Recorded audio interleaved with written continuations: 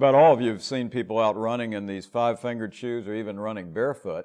And so the common question comes up, is this minimalist running more natural? Is it better for your feet? Are you going to have less injuries?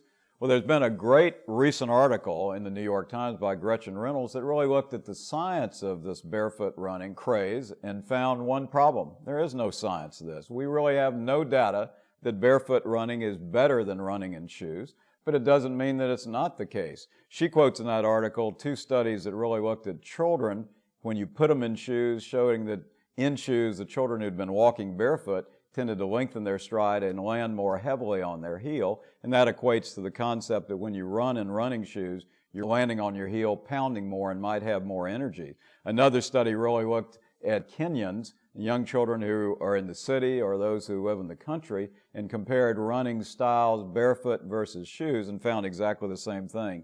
In shoes, you tend to pound more on your heel. So the theory would be that in these minimalist shoes, either the five-fingered shoes or even barefoot, that you're not going to pound as much. But again, we have absolutely no science of that. We have taken a look a little bit at these five-fingered shoes who have this protection against the environment but give you that sort of barefoot feel. And we do know that when people start out, a lot of them have injuries to their toes because the cover comes up right over your toes, or you irritate your Achilles tendon because it comes up that way. And a lot of people complain of calf tenderness because you really are landing on your forefoot and really stretching that calf. So what's the take-home message, whether you run in those five-fingered shoes or you begin to run barefoot? It's this: if you do decide to do it, start out slowly. In fact, I would walk in them for quite a while. Make sure they're good for you and safe for you. And if you're running barefoot, you really need to strengthen the soles and toughen up the soles of your foot.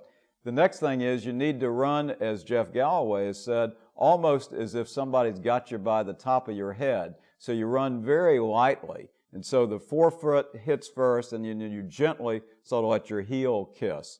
You got to remember that you really need to strengthen your core muscles, and this is a place where I think you need to stretch your calves out because your calves are going to get really, really sore.